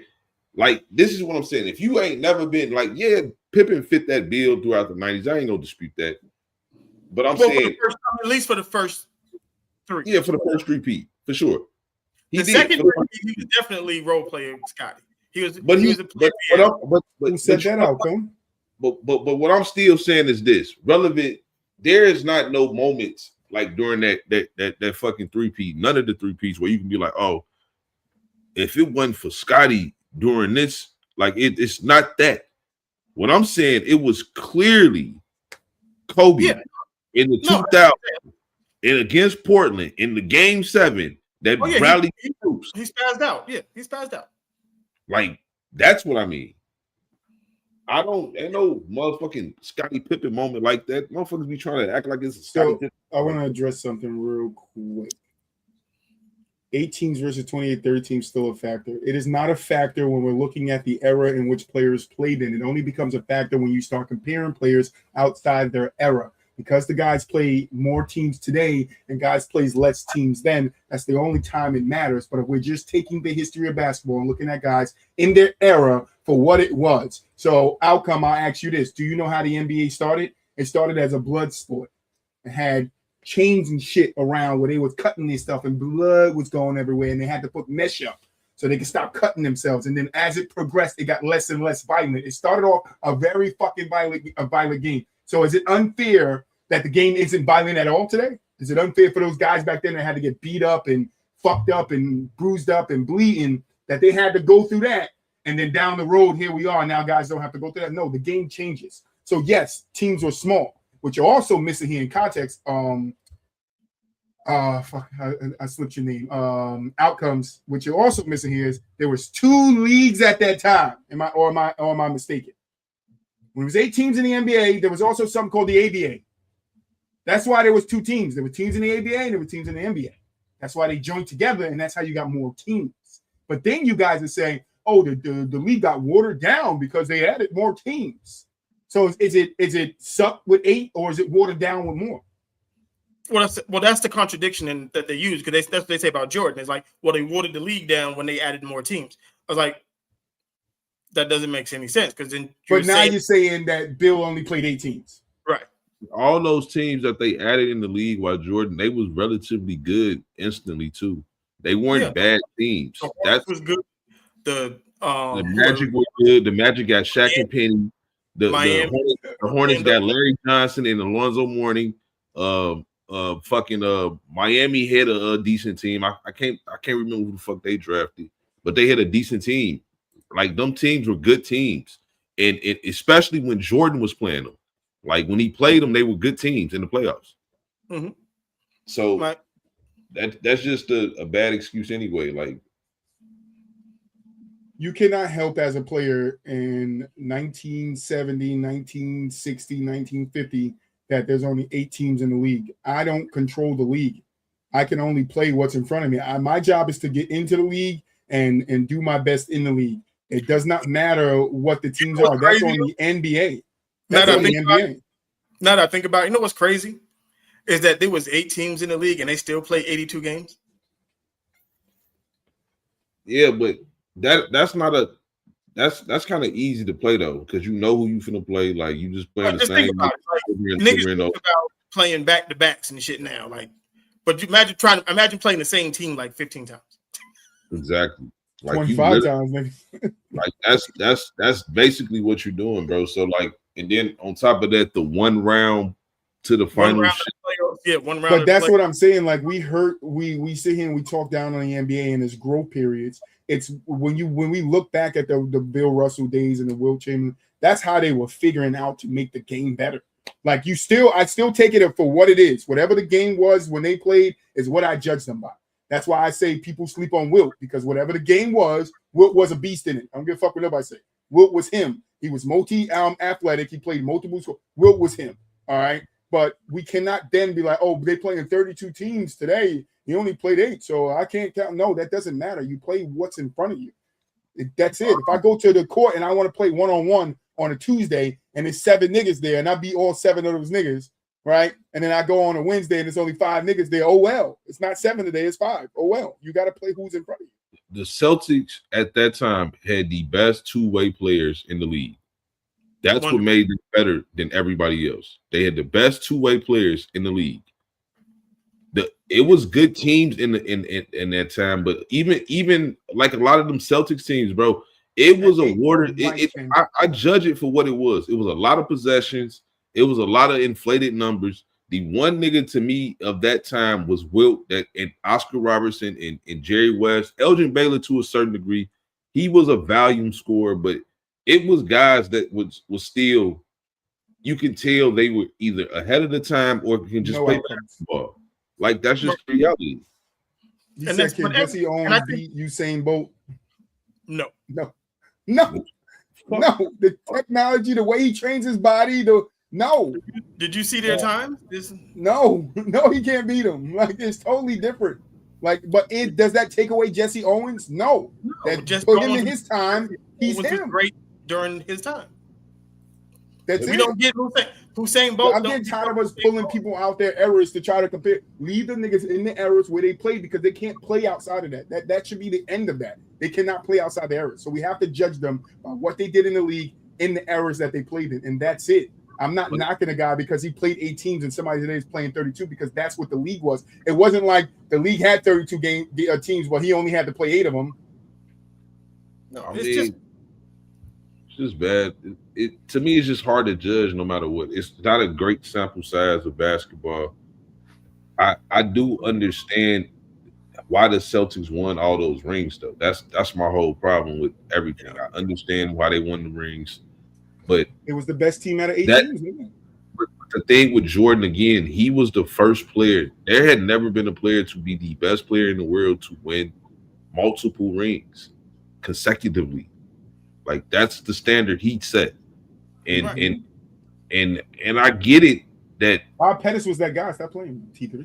That you can try to change the standard, but the thing about it, I don't think you get a right to try to change the standard when you didn't, like you can't change the standard that Jordan set when the standard exceeds the sport in which you're in. Like niggas in baseball was trying to beat 6-0. Tennis, like the Jordan set the standard for winning.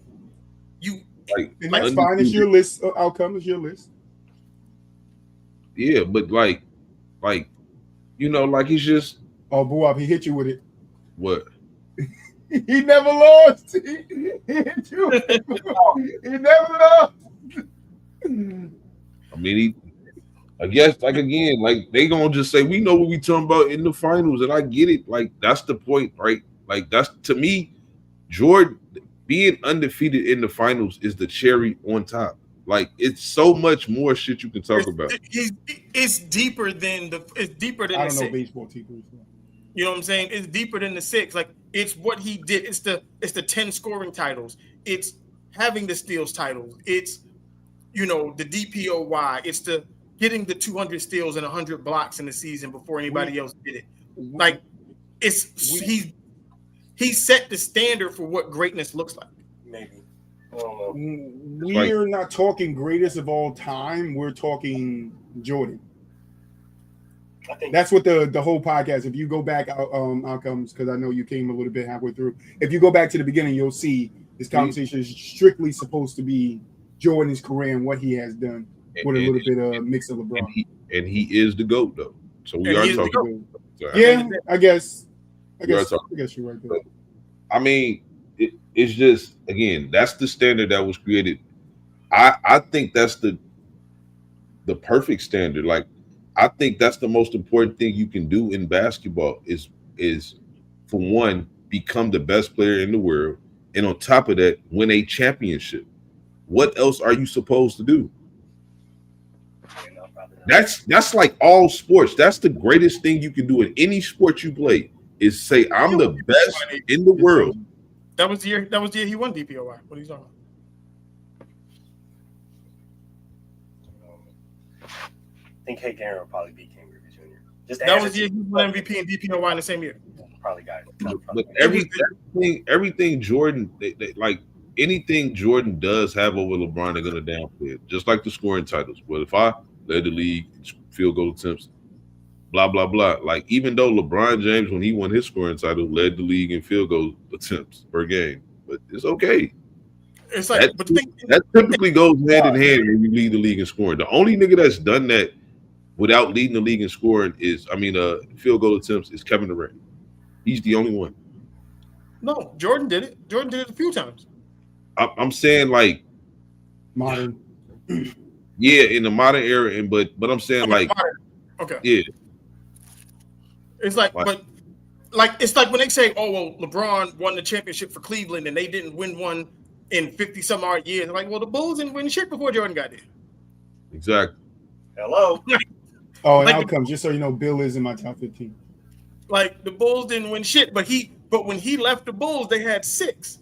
When LeBron left, they just had the 1. Well, the first time he left, they ain't had none. Well, the first time Mike left, they had 3. And the first time LeBron left, they had none. Yeah, I mean, he had to come back. He had to come back and get one, and then left him again. But it's stuff like that. It's stuff like that that hurts LeBron's argument because if when you look at what Jordan did, he did it. They penalized him for it, which is weird. Because again, I get what Scottie meant to the Bulls, but I'm saying like people try to act like when they just go look at the numbers don't suggest Scottie was none of these things. People are like, you can't say those things about Kobe. That's the thing. Like when they try to say, was he a role player? Go look at what Kobe was doing. Those don't look like role player numbers. Those are not role. A nigga don't average 28 points in the finals, and you call him a role player. Like what fucking Scottie was doing was role player numbers. 98. Oh my God! In the finals, Tony Kukoc was better than that man. Like, are we all right? We cool. But he was having back spasms, Duwop. Sure. Let's go to 96. He was dog shit in the finals. That's when the back spasm started, Duwop. He just like, bro, like he was good that first three-peat. Like, I'm just keeping it 100. He was good. Like, but he was a role player. I'm saying, like, you see his role player impact. And the problem with people, they relate role player into being a bad thing. It's not, and that's right. And I'm glad you said that. Go ahead. Because like we know, like most of the players that's ever played in the NBA have been role players. It's just reality. They've been role players. Like everybody's a fucking superstar. Right. Manu Ginobili and Tony Parker were role players. Yes. They were good ones, but they were role players. Manu's at the top of my list of role players too. He up there, yeah. John Stockton, Scottie Pippen. You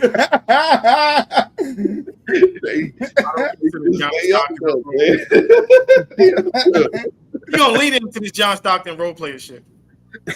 We're gonna have to have another whole episode on John Stockton now. You gotta let that hate go, bro. You gotta let it go. It's no hate. Again, there's nothing wrong with being a role player. Give me the Bob. wrestler in assists and steals can't be a role player. Let me get the Bobs. I'll take the Bobs. Yeah, come on, man. You know we don't care nothing about no longevity stats over here, man. Come That's on. not longevity. He averaged like 14 assists. He He averaged played 82 games too. Yeah. Played 82 games. He played 82 Yeah, games. that's the longevity for one. Never missed a game. What I will say about that, I do give him credit because that's availability is your best ability. He played Never missed a game. but he played what, if I'm not mistaken, But he destroyed 20. that. He destroyed the assist record way before he retired. yeah, but he played 19 seasons. Magic only played 11. But he just pressed it out further. But he crushed it before that. Yeah, but he did. But he was more durable. Magic missed a lot of time early in his career too. He missed, and he got sick. No, I'm saying like early, like 81 or something like that. His second year, he missed some time. Whatever, it don't matter. I'm gonna give you this. Stockton or Paul? I want to. It's not. I'm gonna say this about Stockton's assist record. It's not strictly off of longevity. It's a lot. A lot of it is longevity, which does matter. Longevity do matter. It does matter. But I just I'm not taking that away from you. He pressed longevity it out. can help you, and then it can hurt you. No one's ever gonna touch it. Okay, but what this is, I'm looking deeper than the numbers, right? I'm looking at it like this. Where do you let me ask you this? Where do you have John Stockton ranked amongst point guards? Amongst point guards? Yes. I got him 5. Yeah, top 5. Oh, good. Where you got Karl Malone ranked amongst power forwards? 5. No, I got. His I excitement. got him 3rd. I got him 3. Got Karl Malone 3. Oh, this is so nasty. So you mean to tell me this? Let me ask you this. I know you thought Karl Malone was a superstar, right? Yes. I know you didn't think Stockton was, did you? A superstar? Yeah. No star. Don't do this, bro. All right. But what? So if he ain't a superstar, are you building your team around John Stockton? Would you build your team with John Stockton as the best player on this team? Would you do this? Oh He'd be my my God. Huh? What am I drafting? What am I drafting? Am I starting from ground zero? Yeah. Based off of like who am I picking from? John Stockton, the best player on your team. Now you build a team. Like that's what I'm telling you right now. I gotta know who I'm picking from. Whatever players from that era, you just got to make sure John Stockton remains the best player on your team. That's what you got to I'm not this man right now. I promise you, I can't. Why does he have to be the best? You know what, man? I ain't gonna even don't waste your time because you can't do it. You can't find a team where John Stockton is the best fucking player. So if you're not a superstar and you're not a franchise player, which is somebody I can potentially try to build a team around, I can't even do it. I try to build around John Stockton, yes. Why would you do that? With his ability to pass and like all you need is a bunch of shooters and a big man. It kind of makes sense. And a big man don't got to be Karl Malone, but you get a decent big man, you get some shooters. He's still assisting it up. I can't. You really don't like John Stockton. You really don't like him. Blue Wop said, "Give me Bob Pettis, nigga. Bob Pettis and Bob." And I promise y'all, I'm gonna say this again. Why I feel this way because this is why assists. I'm not saying they don't matter. I'm not saying, but it's to me, it's the most self-dependent stat. You need another motherfucker to get this assist. You need this. That's what a point guard is. That's what a point guard was. Oh, that's part of the what game. I'm saying though, it's a stat though that needs another. Even if I make a good pass, say I'm a good passer, but you just missing shots. But isn't a center? There wasn't a championship caliber motherfucking Karl Malone. Back then, wasn't a center dependent on someone getting them the ball? Yes, but I'm saying like you might can just get me the ball in my area, you know what I'm saying? Because I'm one of them centers I can pound, over the shoulder type center, whatever, right? I'm not saying a point guard isn't essential to an offense. I'm not you missing my point. What I'm saying is this: far as the assist as it goes, right? It is a stat that needs somebody else to do something for I can collect the stat. That same thing with a rebound. You got to miss a shot No, for it's you to get a not. rebound. No. It's still not dependent off of. That's just gonna be pure effort though. Still for this rebound to happen, my It's pure raw ability. ability. No, what I'm saying, in order for me to get this rebound, you're right. It takes somebody to miss a shot. But what I'm saying is that, far as me collecting this rebound, all it takes for me is to do my job, which is to box somebody out. It's not dependent on somebody else necessarily doing something for me. To collect an assist, somebody needs to make a basket off of my pass. They need to do something. That's just the way they wrote it. No, I understand that, but what I'm telling you is that the assist goes hand in hand. What I'm saying, the finisher is more important than the passer. In an assist. It's So what if I can't get the most important possession? So if you don't get the ball, how you gonna finish?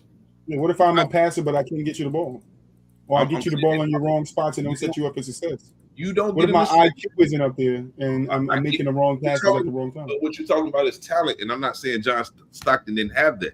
What I'm telling you is, relative to what he does, he needs somebody else to finish. But and also not play with one of the greatest finishers of all time.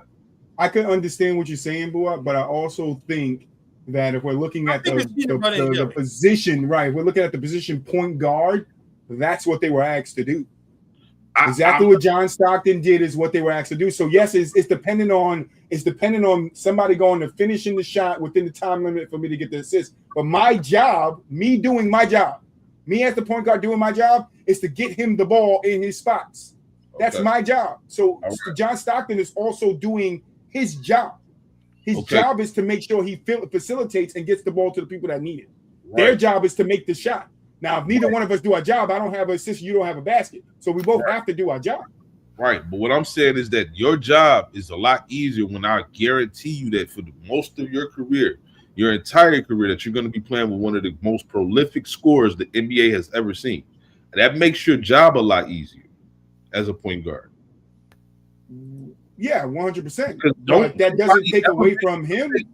Did Karl Malone benefit some from playing from John Stockton? Absolutely. 100%. John Stockton absolutely benefited from playing with Karl Malone. But point guards like that benefit from having somebody like a Karl Malone, 100%. Yeah, but what I'm saying is just raw evidence of this. Karl Malone came through the door 2010 damn near.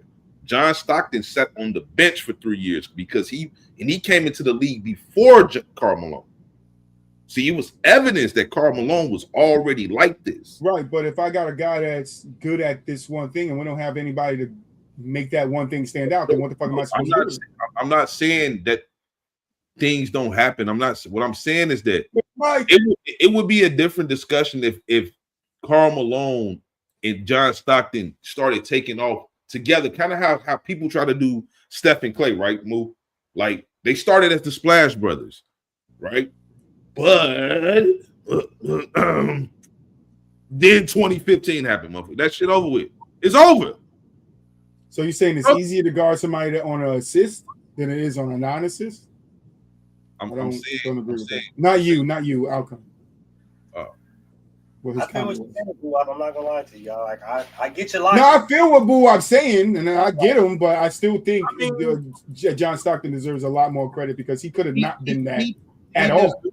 He deserves credit for what he is. I do think he's a great player. I definitely don't think he's top 5 because that's what's nasty.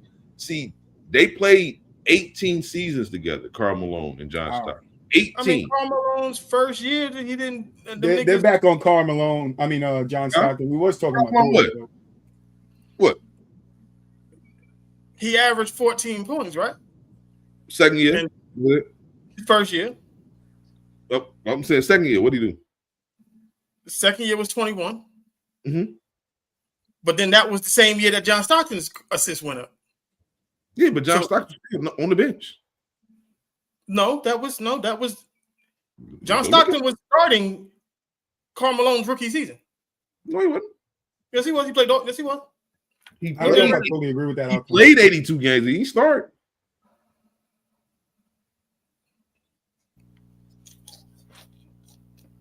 He played. I can't stand this man, boy. I promise you. Oh my goodness, I promise you. So 88. So you gonna go 88? When he start, man? What season he start? 87, 88. What year he was drafted, man? Stop it. Jordan, No, I know that. Okay, so what are we saying? Because he sat on the bench 3 years developing until a player that he became, that's a problem? What? Listen to what I'm saying, right? This is why when it's nasty for somebody to try to argue John Stockton over Chris Paul. So then if that was the case, why didn't the point guard before John Stockton do this? Time out. I'm not. This is what you're trying to do is make it seem like I'm saying John Stockton is bad. I'm not saying he's bad. What I'm telling you, he's a role player. He's a complementary piece to a nigga like Karl Malone. But I'm finna break it down. He has his moments where he in the playoffs where he was good, but he has a lot of stinkers in the playoffs. He has a lot of them. Lots of stinkers. He has a series where he's shooting fucking 57% from the free throw line. Like, it's a lot of stinkers. I believe, especially against the Bulls, like he's the reason why Karl Malone definitely didn't win. He was ass. He was ass. And this is what I'm talking about. Shit like that. Like, I can't look at Karl Malone, who I still think is a top 5. I think I got him. I got him 5th. Yeah, I got him 5th. Maybe 6th. I don't know. He might be 6th. But still, I can't say both of you niggas was like top 5, like especially when he retired. Malone was top. He was the best probably, or arguably the best still. Maybe Duncan had him at that time. I don't know. 04. Maybe Duncan was the top 5 point guard when he was playing. Stockton, of his position at the time, yeah, hell yeah. So how you a role player? You a top 5 at your position? Because you can be a role player, especially if you're playing next to a nigga that's clearly better than you. That's the problem. Unless you putting up dog ass numbers, you putting up role player ass numbers, I'm gonna call you a fucking role player. Any nigga averaging. Okay, I'm not gonna argue with you, man. You got your opinion. So I ain't gonna lie. He ain't putting up super role player numbers with the 15 assists. I ain't gonna do that. What I'm saying is that he never, ever, for one, ever was the best player on that team. Ever. Not 1 second. 17 points, 14 assists, and 3 steals. Why does he need to be the best player on the team, boy? I'm saying because if your whole career you never was the best player on your team, a team never built a team around you, the whole time. Well, you can't help he got drafted too. I understand that, but I'm saying though, like you can't help who they drafted after him. I'm saying you can't help that, but I'm saying you played with another nigga that was better than you your whole career, and he one of them niggas, and like I just feel like y'all didn't get it done. So like at the end of the day, part of why y'all didn't get it done because you're not. That's what Boo said, big man. You're not as good, right? Like you're not as good as the numbers say you are. That's just what it is. 18 seasons they played together, 9 of them first round exits. You agree with that, Boo? First round exits. Like I'm just saying, gang. Like at some point, it's what I'm saying is that how can you argue John Stockton? That's what I said, big man. When day one, Chris Paul never had a fucking Karl Malone. Never. I'm with Big Mike here, Boo. Day one. I'm with Big Mike here, Boo. They ain't build no fucking team around Is it not possible to build a team around 2 players? No. Yeah. Why not? Because I mean you could try to, but what I'm saying is that history says that if one is good at it, if one is good at passing and one is good at finishing, you can't build a team around those 2 guys, knowing that one is good at passing and one is good at finishing. Yeah, to build around Shaq and Kobe. You're gonna try to put some shooters around that and whatever. Like I get what you're trying to do, but what I'm saying is that still, John Stockton was not the best player on the team. It was never a time you was watching the Jazz and was like, Stockton better than Malone. This has never been the case, gang. I mean, but that doesn't mean why does Stockton have to be better than Malone? I'm not understanding why he has to. You gotta either just do it. This is why Kobe is like that for me. Kobe got tired of motherfuckers. They weren't doing the role player shit to John Stockton because they love the man. Y'all love this man. I get it, man. I don't care. He was a role player. He was there to serve Karl Malone. If he was anything more, I promise you, the way Scottie Pippen was playing in the 98 finals, Jordan would have one less title if he was like that. That's how I feel. He not like that. I'm serious. He not like that, bro. That's what I mean. He taking CP3 your favorite. All right. Well, I'm serious. If he was like that, Scottie was playing like ass. They would have won. I'm just saying at some point we got to just call. I swear to God, if Chris Paul was on that team, they would have won. That's how I feel. Nope, we don't got no evidence of that. I feel like that. That's how I feel. We got evidence of that motherfucker. They beating Jordan. Them you saying? Yes, in '98. No evidence of Chris Paul winning anything. We're gonna have to. Ain't no evidence of John Stockton winning nothing. Yeah, we're gonna have to continue this next Tuesday.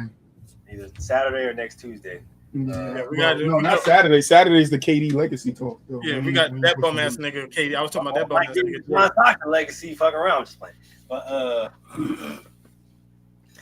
shout out to everybody in the chat. Fucking chat. Yeah, shout out to chat. Y'all did it big today. Y'all did y'all big one, as y'all young niggas say. Y'all did y'all big one. Pause. No, and of course. Final thoughts in before we get up out of here because we are coming in on 2 hours. So take that. This thing Troy is crazy.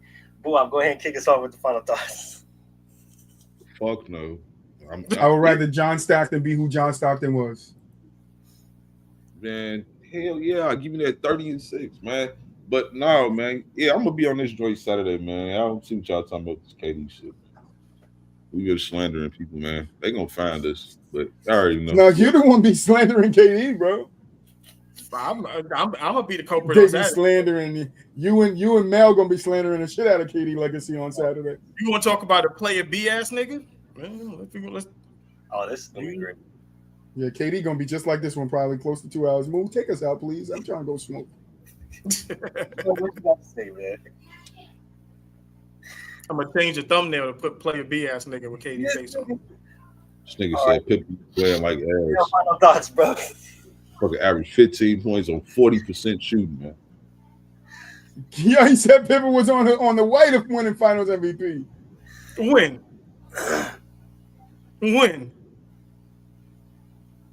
Please tell me when, what series this was. Man, hey, put the intro on, guy. Let's outro. Let's get the outro on. Hey, drop that outro. Hey, man. Y'all make sure to tune in to the goddamn Inside the Huddle tomorrow. Tune in to motherfucking Basket to Basket Saturday. And then we coming back at your 10 regular p.m. Saturday. Next week. Appreciate everybody in the chat. Appreciate everybody watching. If you ain't drop a chat next time. Keep coming back because you know we're going to keep going up. We'll see y'all motherfucking tomorrow. Y'all finished or y'all done? I ain't got no more talking. Let's rock. Yeah, that's a wrap, but we be right back. Off the glass, straight facts. No cap, Troy Moolish, boo-wop. Mellow off the glass, from the paint to the arc. That's basket to basket. Yeah, we ran through the game, every take was official. Argument spicy, yeah, you know it got an issue. From hot seat debates to them clutch time missions. If you miss 1 second, better run it back and listen.